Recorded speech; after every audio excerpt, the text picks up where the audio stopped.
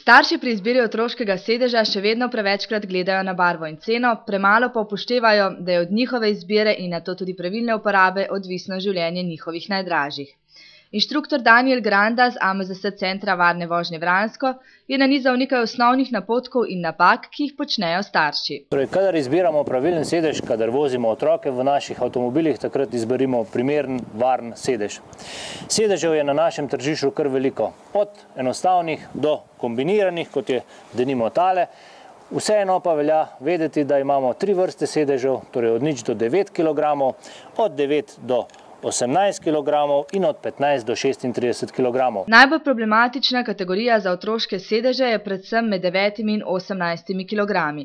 Ti sedeži na različnih testiranjih zaradi svoje zasnove dosegajo slabe rezultate.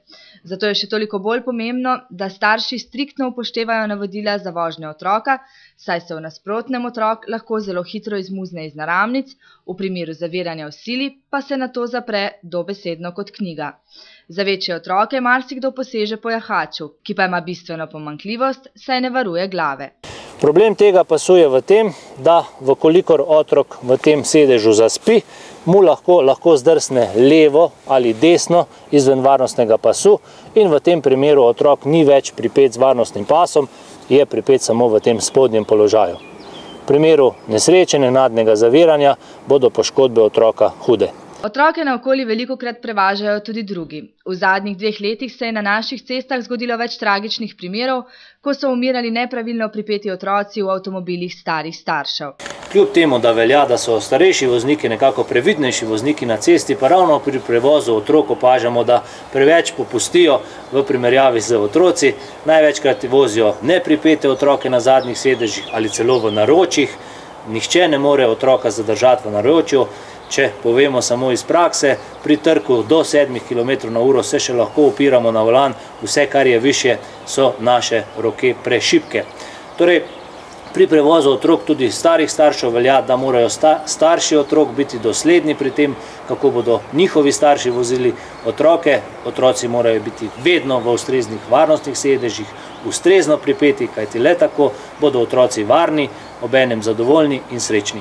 Dolge vožnje naveličani otroci pa lahko staršema, še posebej vozniku, pošteno parajo živce.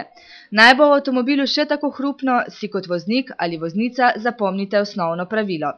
Otroka skušajte pomiriti z besedami, nikakor pa se med vožnjo ne ozirajte nazaj ali celo z rokami segajte na zadnje sedeže. Da pa bo vožnja minevala bolj umirjeno, pa inštruktor svetuje: V osnovi se splača premisliti, kdaj se odpravimo na pot.